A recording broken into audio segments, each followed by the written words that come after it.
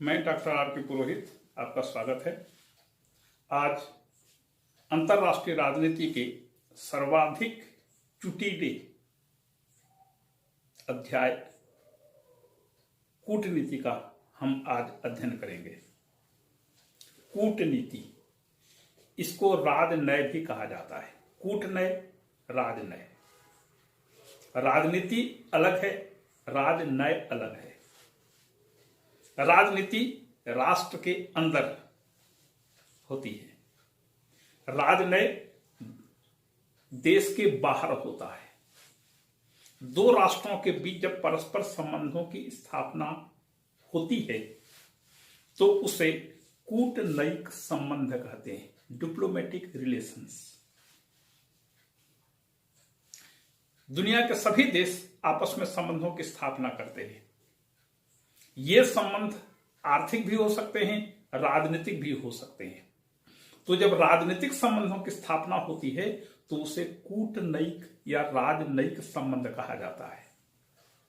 और जब राजनयिक संबंधों की स्थापना होती है तो दूतों का आदान प्रदान होता है।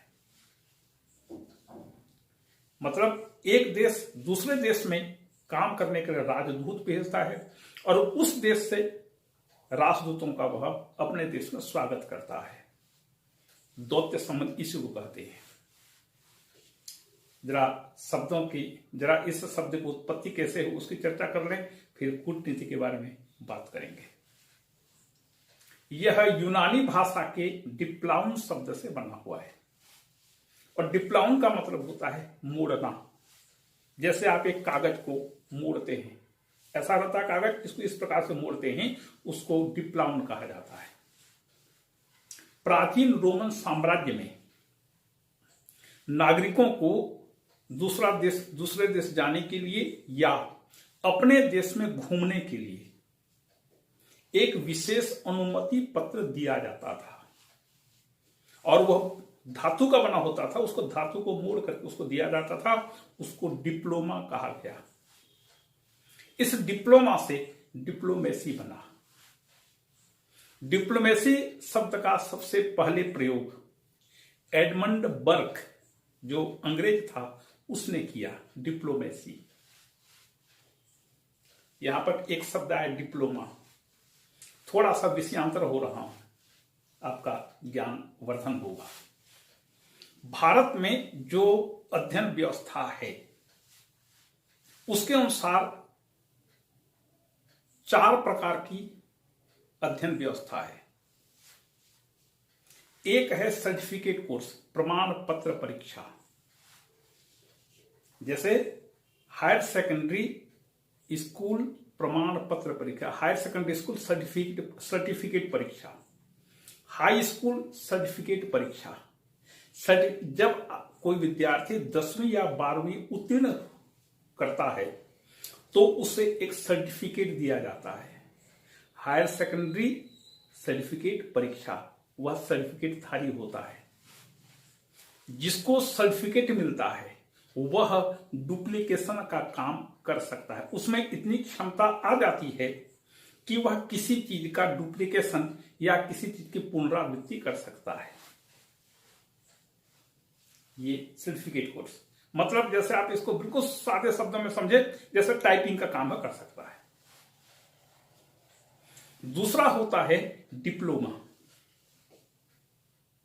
डिप्लोमा जो व्यक्ति धारण करता है उस व्यक्ति में डुप्लीकेशन का विवेक तो आ ही जाता है, उसमें थोड़ा बहुत करेक्शन करने की क्षमता आ जाती है। ये डिप्लोमा हुआ। तीसरा है डिग्री परीक्षा।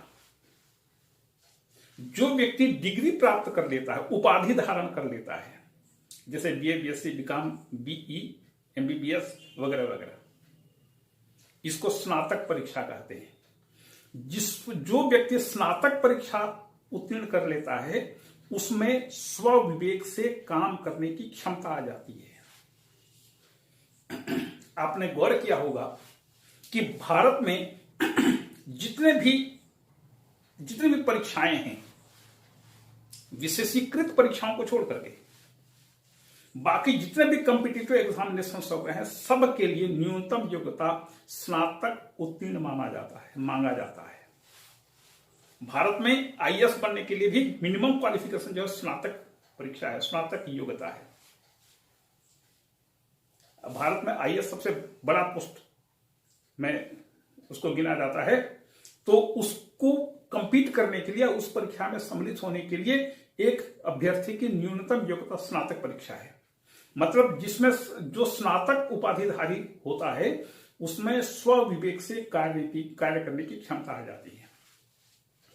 इसके बाद चौथा है स्नातकोत्तर परीक्षा, जिसे हम हिंदी में मास्टर कहते हैं। Master of arts, master of commerce, master of science, master of medicine, ये मास्टर मतलब कि उस विषय में उसकी विशेष योग्यता, दक्षता आ जाती है। इसे कहते हैं स्नातकोत्तर परीक्षा। ये वस्तुतः सर्टिफिकेट, डिप्लोमा, स्नातक और पोस्ट ग्रेजुएशन, इन चारों परीक्षाओं का ये मूल तत्व है। और आज भारत की जो परीक्षा व्यवस्था है, जितने विद्यार्थी बीए, एमए, बीएससी, बीकॉम और एमए, एमएससी, एमकॉम कर रहे हैं, उनकी क्षमता और योग्यता को इस पैमाने पर तोड़कर देख लीजिएगा। ये डिप्लोमा। तो अब चलें मूल विषय की ओर। इसकी कुछ परिभाषाएं दी जाती है। निकोलसन, कूटनीति श्रेष्ठ अर्थों में संधि वार्ता में कौशल का प्रयोग है। कूटनीति कोई अस्त्र शस्त्र नहीं चलाता, यह अपनी बातों से, अपनी वार्ता कौशल से सामने वाले को चित्त कर देता है। लेकिन निकृष्ट अर्थ में क्या है? यह छल, छद्म और चालाकी है। ऐसी चालाकी करो कि सामने वाला समझ न पाए, ये चालाकी है। ऐसा छल कपटपूर्ण व्यवहार करो कि वह आपके ग्रिप में आ जाए, आपकी बातों को मानने के अलावा कोई दूसरा उसके पास विकल्प न हो। ये कूटनीति है। फिर अर्नेस्ट सेटो कहते हैं कि संबंधों के संचालन में बुद्धि और चातुर्य का प्रयोग कूटनीति है। अंतरराष्ट्रीय संबंधों के संचालन में, मतलब दो राष्ट्रों के बीच संबंधों का संचालन होता है, तो उसमें बुद्धि और चातुरी दोनों चीजों का प्रयोग कूटनीति है। कूटनीति शब्द से स्पष्ट है, कुटिल नीति। किसके लिए कुटिलता? सामने वाले के लिए, लेकिन उस कुटिलता में अपने राष्ट्र का हित छुपा हुआ है। तो अपने राष्ट्र के हित के लिए दूसरों के साथ कुटिल या छद्मपूर्ण व्यवहार करना, ये कूटनीति है। फिर है मार्गेनथाउ, शांतिपूर्ण साधनों के द्वारा राष्ट्रीय हित को बढ़ावा देना, कूटनीति है। शांतिपूर्ण साधन, कूटनीतिक वार्ता का मतलब होता है बात करना। कूटनीतिक अधिकारी या कूटनीतिक प्रतिनिधि जो होता है वो केवल बात करता है, और बात इस ढंग से करता है कि सामने वाला बिल्कुल पस्त हो जाता है। आपको एक दो उदाहरण देता हूं। हमारे भारत में एक बहुत प्राचीन कथा है, और बिल्कुल एक देहाती लोग भी इसका प्रयोग करते हैं। कैसे? एक लड़का काना था, एक आंख उसकी नहीं थी, एक ही आंख था, काना था, उसकी शादी नहीं हो रही थी। तो बड़ा वो चिंतित रहने लगा। उसका दोस्त आया, उसको बताया मैं काना होने के कारण मेरे को कोई लड़की नहीं दे रहा, मेरी शादी नहीं हो पा रही है। तो उस लड़के ने कहा ठीक है मैं व्यवस्था करता हूं। तो वह एक लड़की के घर गया। तो लड़की के माता पिता ने उससे पूछा लड़का कैसा है? तो इसने कहा इतना अच्छा लड़का है कि वो पूरी दुनिया को एक नजर से देखता है। एक नजर से देखना मतलब काना है। दोनों शब्दों का अर्थ समझ लीजिएगा। एक जगह काना है, दूसरी तरफ कहता है पूरी दुनिया को एक नजर से देखता है, कूटनीति। और उदाहरण लीजिए, कूटनीतिक प्रतिनिधि जब किसी चीज को हां कहता है तो उसका मतलब शायद होता है। यदि वह शायद कहता है तो उसका मतलब नहीं होता है, नहीं। और वह कभी भी नहीं नहीं बोलता। देखिए, हां, शायद, नहीं, ये 3 बातें होती हैं। जब भी हम किसी काम से किसी व्यक्ति के पास जाते हैं तो वह 3 बातें कह सकता है। वह हां कहेगा, या शायद कहेगा, या नहीं बोलेगा। तो लेकिन जो कूटनीतिक प्रतिनिधि होता है वह यदि हां बोलता है उसका मतलब शायद होता है। यदि वह शायद कहता है तो उसका मतलब नहीं होता है। और वह कभी भी नहीं बोलकर नहीं बोलता। 1950 में चीन ने अपने नक्शे का प्रकाशन किया, साम्यवादी क्रांति के बाद। और उस नक्शे में उसने भारत के बहुत बड़े भूभाग पर अपना बताते हुए नक्शे में बताया था कि पूरा भारत, ये पूरा चीन का है। कुछ समय के बाद पंडित नेहरू चीन गए। चीन में उन्होंने चाउ एन लाई माओ तुंग से मुलाकात की और उन्होंने कहा कि ये आपने गलत नक्शे का प्रकाशन किया है। चाउ एन लाई ने क्या जवाब दिया? चाउ एन लाई ने कहा, अच्छा वो नक्शा, अच्छा वो उस जमाने का है, उसको हमने जल्दीबाजी में पब्लिश कर दिया था, चेक करने का टाइम नहीं मिला था। मतलब शायद कहीं गलती हो गई है, और शायद का मतलब नहीं होता है। वह वस्तुतः जो नक्शे का प्रकाशन चीन ने किया था वह जानबूझकर कुटिलता पूर्वक किया था उसने।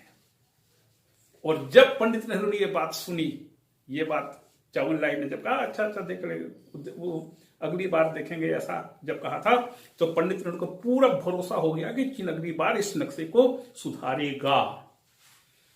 लेकिन चीनी कूटनीति ऐसी थी कि वह नहीं हो गई। उसी को उसने दावा ठोक करके आगे चल करके आगे आने वाले वर्षों में उसने भारत के साथ युद्ध किया था।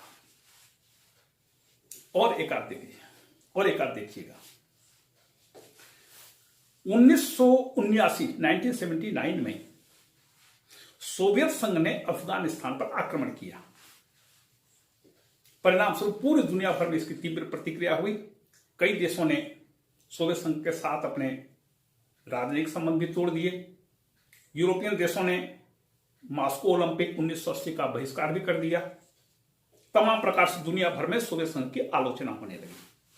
यहां तक कि सिक्योरिटी काउंसिल में भी इस विषय में चर्चा हुई और सबने एक स्वर से सोवियत संघ की आलोचना की। इसी बीच 1983 में नई दिल्ली में गुटनिरपेक्ष राष्ट्रों का शिखर सम्मेलन हुआ, 7वां शिखर सम्मेलन। इस शिखर सम्मेलन में लगभग समझिए कि 91-92 देशों के राष्ट्रपति, प्रधानमंत्री, प्रतिनिधि मंडल आए हुए थे। उसमें इतनी सदस्य संख्या थी। तो उसमें से मैक्सिमम राष्ट्र इस पक्ष में थे कि सोवियत संघ के विरुद्ध एक निंदा प्रस्ताव पारित किया जाए। देखिए कूटनीति किस प्रकार से होती है। भारत सोवियत संघ अभिन्न दोस्त, विश्वसनीय मित्र सोवियत संघ, क्योंकि सोवियत संघ ने कई बार हमारी रक्षा की थी, सिक्योरिटी काउंसिल में भी और विभिन्न प्रकार की युद्धों में भी। तो भारत के रहते सोवियत संघ के विरुद्ध ऐसा प्रस्ताव पारित नहीं हो सकता था और नहीं भी करना चाहिए था, और भारत ने प्रयास किया। यहां पर कूटनीतिक बात आई। विभिन्न देशों का मत था कि एक प्रस्ताव पारित किया जाए जिसमें यह उल्लिखित हो कि अफगानिस्तान से सोवियत सेनाएं बाहर निकाली जाएं। शब्दों पर ध्यान दीजिएगा कि अफगानिस्तान से सोवियत सेनाओं की वापसी की जाए। श्रीमती गांधी ने इसमें हस्तक्षेप किया, कहा कि ऐसा नहीं, ये जो सोवियत सेना है उसके सोवियत की जगह पर विदेशी रखिए। प्रस्ताव पारित हुआ, अफगानिस्तान से विदेशी सेनाओं को वापस किया जाए, मतलब विदेशी सेनाएं अफगानिस्तान छोड़कर चली जाएं। देखिए इसमें हुआ क्या, यदि सोवियत सेनाओं की वापसी की मांग की जाती और वो भी भारत के नेतृत्व में ऐसा यदि होता तो भारत सोवियत संघ के बीच कूटनीतिक संबंध बहुत ज्यादा प्रभावित होते। इसलिए श्रीमती गांधी ने उसमें सोवियत की जगह पर विदेशी सेनाओं का जिक्र किया। दुनिया के सबको पता था कि अफगानिस्तान में केवल सोवियत सेनाएं हैं और दूसरे देश की सेनाएं नहीं है। तो इससे यह हुआ कि सोवियत संघ खुश हुआ। इतने से सोवियत संघ खुश हो गया। एक दंपति, पति पत्नी, अपने विवाह की स्वर्ण जयंती वर्ष मना रहे थे, मतलब कि उनके विवाह को 50 वर्ष हो चुके थे। तो लोगों ने पूछा कि आप 50 वर्ष बिता चुके हैं अपना वैवाहिक जीवन, इसका रहस्य क्या है? तो पति ने कहा, हम दोनों खुश रहते हैं। अच्छा, कैसे खुश रहते हैं, कुछ उदाहरण देकर बताएंगे? हाँ, देखिए कूटनीति। तो पति ने कहा कि मेरी पत्नी जब भी नाराज होती है तो वह उसके हाथ में कुछ भी आए या आमने सामने जो भी रहे सब उठाकर मेरे की तरफ फेंकती मारती है मुझे। यदि लगा तो वो खुश, नहीं लगा तो मैं खुश। ये वैवाहिक जीवन का रहस्य है। 1953 के पहले स्टालिन के शासन काल में सोवियत संघ की विदेश नीति थी। देखिएगा कूटनीतिक और बातें, कूटनीतिक वाक्य को देखिएगा। 1953 के पहले स्टालिन के शासनकाल में चूंकि सोवियत संघ की विदेश नीति बहुत ज्यादा उग्रवादी थी, इसलिए स्टालिन काल में सोवियत विदेश नीति का वाक्य था, आदर्श था, जो हमारे साथ नहीं है वह हमारे विरुद्ध है। और इसलिए भारत भी उसमें विरोधी माना जाता था सोवियत संघ के लिए। मतलब हमारा साथ देगा तो वो हमारा मित्र है, साथ नहीं देगा मतलब हमारा दुश्मन है। तो शब्द था, तो वाक्य था, जो हमारे साथ नहीं है वह हमारे विरोधी है। 1953 में स्टालिन की मृत्यु के बाद ख्रुश्चेव आया। ख्रुश्चेव ने इस नीति में परिवर्तन करते हुए कहा, अब सोवियत संघ की विदेश नीति हो गई, जो हमारे विरुद्ध नहीं है वह हमारे साथ है। ये कूटनीति, मतलब यदि कोई राष्ट्र हमारा विरोधी नहीं है, हमारा दुश्मन नहीं है, तो हम उसे दोस्ताना, उसके सामने हम दोस्ती का हाथ बढ़ा सकते हैं। और उसके बाद से भारत और सोवियत संघ के बीच धीरे धीरे करके मैत्री संबंध परवान चलने लगा। एक और उदाहरण देता हूं। राजीव गांधी के शासन, राजीव गांधी एक बार अमेरिका गए थे, तो उस समय भी अमेरिका में भारत विरोधी लहरें तो चल ही रही थी। तो उनका पत्रकार सम्मेलन हुआ और देखिए अमेरिका के पत्रकारों ने या उस आयोजकों ने क्या किया, राजीव गांधी के पत्रकार सम्मेलन के पहले खालिस्तानी नेताओं का एक पत्रकार सम्मेलन करवाया था। खालिस्तानी नेताओं का पत्रकार सम्मेलन हुआ था और उसमें खालिस्तानियों ने खूब जम करके भारत की व्यवस्था को, भारत को कोसा और अलग से खालिस्तान की मांग की। और 1 घंटे के बाद राजीव गांधी का पत्रकार सम्मेलन उसी मंच पर हुआ। तो पत्रकारों ने राजीव गांधी से पूछा कि खालिस्तान के बारे में आप क्या सोचते हैं, क्योंकि खालिस्तान को लेकर के भारत में खून खराबा हो चुका था, श्रीमती गांधी की हत्या हो चुकी थी। तो पत्रकारों ने राजीव गांधी से पूछा कि खालिस्तान के बारे में आप क्या सोचते हैं। राजीव गांधी का जवाब जरा ध्यान से सुनिएगा। हमारे सभी दोस्तों को मालूम है कि महाराजा रणजीत सिंह की राजधानी लाहौर थी। ये होता है कूटनीतिक जवाब। सीधे सीधे नहीं बोलते। राम भगवान ने सुबाहु और ताड़का दोनों को ऐसा बाण मारा कि वहीं पर वो खत्म हो गए, लेकिन मारीच को उन्होंने बिना फर का बाण मारा। परिणाम यह हुआ कि मारीच 100 योजन दूर समुद्र के किनारे गिरा। तो कूटनीतिक जो होता है, घाव करे गंभीर। कितनी बड़ी बात राजीव गांधी ने कही। ये हमारे दोस्तों को मालूम है कि महाराजा रणजीत सिंह की राजधानी लाहौर थी। यदि तुमको खालिस्तान चाहिए तो पाकिस्तान से मांगो, पाकिस्तान में लाहौर है, वहां पर रणजीत सिंह ने अपनी राजधानी बनाई थी। और पाकिस्तान इसमें बहुत ज्यादा भूमिका निभा रहा था खालिस्तान को शह देने में। तो ये कुछ कूटनीतिक बातें हुई। और एक बात और, कूटनैतिक प्रतिनिधि वह सच्चा और ईमानदार व्यक्ति होता है जो झूठ बोलने के लिए दूसरे देशों में भेजा जाता है या झूठ बोलने के लिए जिसे अधिकृत किया जाता है। देखिए, सच्चा और ईमानदार होता है वह कूटनीतिक प्रतिनिधि, लेकिन उस सच्चे और ईमानदार व्यक्ति को किस काम के लिए भेजा जा रहा है, अधिकृत किया जा रहा है? झूठ बोलने के लिए। तो ये कूटनीति के बारे में थोड़ी सी मनोरंजन की बातें हुई, और मेरा अनुमान है कि आप कूटनीति क्या है इसको आप अच्छी तरह से समझ गए होंगे। मतलब ऐसी बातें कहना जो घाव करे गंभीर। अब देखें, मतलब कूटनीति वहां होती है जहां मतभेद होते हैं। जहां मतभेद ही नहीं होंगे तो वहां पर कूटनीतिक वार्ता का कोई मतलब नहीं है। मतभेद का होना आवश्यक है, और उस मतभेदों को किस प्रकार से सुलझाया जाए, इसके लिए कूटनीतिक वार्ताएं होती हैं।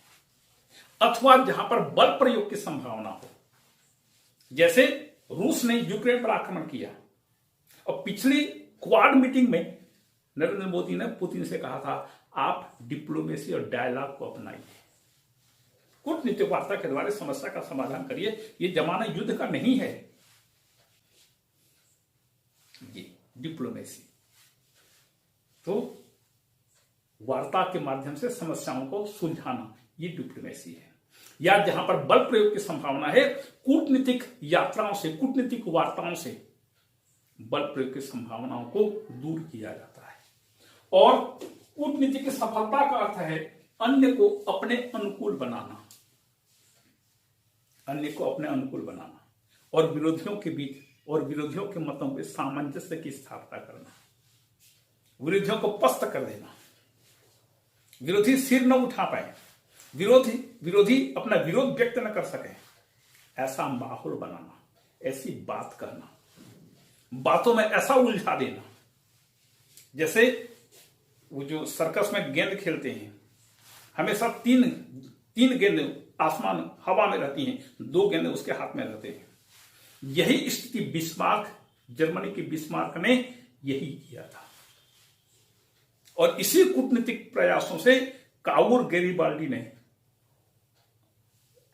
काउर ने इटली का एकीकरण किया था, मैकियावेली का इटली, जो 5 भाग में बटा हुआ था। तो यदि कूटनीति हो तो क्या से क्या नहीं हो सकता।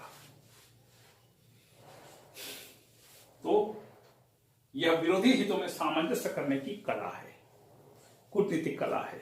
कला किसे कहते हैं? जो किसी चीज में व्याप्त बुराई को दूर कर सके, वो कला है।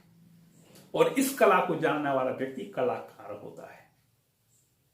तो कूटनीतिक वार्ता एक कला है, बात करना, बातों के माध्यम से अपने राष्ट्रीय हितों की अभिवृद्धि करना। और यह समझौता और वार्ता की कला है जिसके माध्यम से राष्ट्रीय हित की अभिवृद्धि की जाती है। तो ये कूटनीति के बारे में एक सामान्य सी जानकारी हुई। देखें कूटनीति की प्रकृति क्या होती है। यही इनमें से बहुत सी चीजें रिपीट होंगी, देख लेते हैं। सबसे पहले है अंतरराष्ट्रीय संबंधों का संचालन। कूटनीति के माध्यम से अंतरराष्ट्रीय संबंधों का संचालन होता है। 2 राष्ट्रों के बीच दौत्य संबंधों की स्थापना होती है। दूतों के आदान प्रदान को दौत्य संबंध कहते हैं। कैसे दूत? जैसे मान लीजिए दो देशों के बीच संबंध की स्थापना होनी है तो दोनों देश परस्पर वार्ता करते हैं और हर देश अपने राजदूत का नाम घोषित करता है और दूसरा देश उस राजदूत को अपनी स्वीकृति देता है कि ठीक है, यदि आप उसको हमारे देश में राजदूत बनाकर भेजेंगे तो हमें कोई आपत्ति नहीं है। तो राजदूत सामने वाले देश की सहमति से, स्वीकृति से ही भेजे जाते हैं और जो राजदूत जब जाता है तो उसको सम्मान की दृष्टि से योर हाइनेस संबोधन किया जाता है या हिज एक्सीलेंसी कह करके, महामहिम कह करके उसका सम्मान किया जाता है। ये राजदूत प्रथम स्तर के होते हैं और भी 2-3 स्तर का अलग होते हैं, लेकिन जो राजदूत एम्बेसडर जो होते हैं ये योर हाइनेस के संबोधन से संबोधित किए जाते हैं। और ये जो राजदूत होते हैं, एक प्रथम श्रेणी के जो राजदूत होते हैं, ये राजदूत किसी भी विषय पर उस देश के मुखिया से, मतलब कि सीधे राष्ट्रपति से बात कर सकते हैं। बाकी जो दूसरे तीसरे स्तर के जो राजदूत होते हैं वो राष्ट्रपति से बात नहीं कर सकते। तो वो और भी आगे राजनीतिक प्रतिनिधियों के चैप्टर में इसको अंतर्राष्ट्रीय कानून के अंतर्गत अध्ययन किया जाता है। यहां पर इतना जान लीजिए कि राजदूतों की भी अनेक श्रेणियां होती हैं। जो प्रथम श्रेणी के राजदूत होते हैं वे राष्ट्रपति से सीधे किसी भी मैटर पर बात कर सकते हैं और ये उस राज्य के राष्ट्रपति के दूत माने जाते हैं। फिर है संधि वार्ता करना। कूटनीतिक प्रतिनिधि संधि वार्ता करना, अपना लाभ के लिए सभी प्रकार के कार्य करना और आवश्यकता पड़े सौदेबाजी भी करना, बार्गेनिंग करना। जैसे आप किसी दुकान में जाते हैं, मोल भाव करते हैं। बड़े बड़े शॉपिंग सेंटर्स में तो नहीं होता, बड़े बड़े शॉपिंग मॉल में तो सौदेबाजी नहीं होती, लेकिन हम फुटपाथ में जाकर के हम सौदेबाजी पक्का करते हैं। सौदेबाजी करके संधि वार्ताएं करना। तीसरा है विदेश नीति का क्रियान्वयन। विदेश नीति और कूटनीति दोनों अलग अलग चीजें हैं। विदेश नीति साध्य है, कूटनीति साधन है। मतलब कूटनीतिक साधनों के द्वारा विदेश नीति का संचालन होता है। जब तक कूटनीति न हो तब तक विदेश नीति का संचालन हो नहीं सकता। आपको एक उदाहरण देता हूं। जब भारत और चीन के बीच सीमा समस्या बहुत ज्यादा जोर पड़ने लगा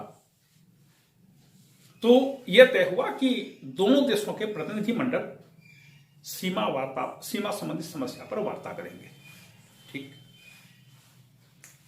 इनकी बैठकें दिल्ली में हुई, पीकिंग में हुई और रंगून में भी हुई। तो देखिएगा भारत की कूटनीतिक तैयारी कैसी थी। तो भारत और चीनी प्रतिनिधि आपस में बात करते, अधिकारी स्तर की वार्ता होती थी। तो चीनी अधिकारी विभिन्न प्रकार से जानकारियां मांगते थे और भारत के अधिकारी पूरी की पूरी बातें उनको बता देते थे। यहां पर इतनी तैयारी है, यहां पर ये सीमा है, यहां पर वो है, यहां पर गड्ढे हैं, यहां पर तमाम जानकारी दे देते थे। और जब भारतीय अधिकारी चीनी अधिकारियों से पूछते थे तो बोल देते हमें नहीं मालूम। और ऐसे ही वार्ताओं के द्वारा चीन ने भारतीय सीमाओं का पूरा विस्तृत जानकारी एकत्र किया और भारत पर उन्हीं स्पॉट पर आक्रमण किया। ये भारतीय प्रतिनिधिमंडलों की बेवकूफी थी और ये D.R. मनकेकर की पुस्तक गिल्टी मैन ऑफ 1962 में स्पष्ट उल्लेख है। तो कूटनीतिक चतुराई का काम है, सीधे सीधे अपनी बात कह देने की बात नहीं है। उसके बाद चौथा है परिस्थितियों का निरीक्षण। उस राष्ट्र की जहां पर आप राजदूत के रूप में काम कर रहे हैं या जहां पर आप कूटनीतिक वार्ता के लिए गए हैं, उस राष्ट्र की आर्थिक, राजनीतिक, प्रशासनिक तमाम चीजों का निरीक्षण करिए और एक वातावरण बनाइए कि ऐसे लोगों से हम किस प्रकार से बात करें। परिस्थितियों का निरीक्षण करिए, निरीक्षण करने के बाद यदि जरूरत पड़े तो जासूसी भी करिए। ये होता है। फिर नागरिक और संपत्ति का संरक्षण करना। उस देश में, हमारे देश के जितने भी नागरिक निवास करते हैं, चाहे स्थायी रूप से है चाहे अस्थायी रूप से हो, उन नागरिकों के हितों की रक्षा करना। उस देश में हमारी जो भी संपत्ति स्थित है, उस संपत्ति की सुरक्षा करना, संपत्ति के संरक्षण का कार्य करना। कभी भी इन चीजों पर कोई यदि आघात होता है तो तत्काल उस देश की सरकार से संपर्क करना और कोशिश करना कि हमारे देश के नागरिकों का हित पूरा हो, उनकी जान माल की रक्षा हो। फिर है राष्ट्र का प्रतिनिधित्व करना। कूटनीतिक प्रतिनिधित्व राष्ट्र का प्रतिनिधित्व करते ही हैं, चाहे द्विपक्षीय सम्मेलन हो चाहे अंतर्राष्ट्रीय सम्मेलन हो, वहां पर तो प्रतिनिधित्व करेंगे। और फिर व्यावसायिक हितों को भी पूरा करना। व्यावसायिक हितों की पूर्ति आर्थिक संबंध में बहुत महत्वपूर्ण संबंध माना जाता है। हो सकता है ऐसी कोई घटना घट जाए दो देशों के बीच जिसके कारण से आर्थिक हित प्रभावित होते हों, तो ऐसी परिस्थिति में ये राजदूतों का, कूटनीतिक प्रतिनिधियों का काम है कि वहां पर जाकर के इस चीज को सुधारें, स्थिति स्पष्ट करें, ताकि उस राज्य में अपने राष्ट्र के बारे में जो भी एक कटुता उत्पन्न हो गई है या नासमझी उत्पन्न हो गई है, मिसअंडरस्टैंडिंग हो गई है, उसको दूर किया जा सके। और जनसंपर्क भी करना, दूसरे देश में जाकर के जनसंपर्क करना। जनसंपर्क करने से क्या होता है कि उन लोगों का दृष्टिकोण आपको पता चलता है, आप अपने देश के पक्ष को उनके सामने बता सकते हैं, एक माहौल बना सकते हैं। तो इसके लिए जनसंपर्क भी का काम भी कूटनीति के द्वारा किया जाता है। फिर मित्रों से संबंध बनाना।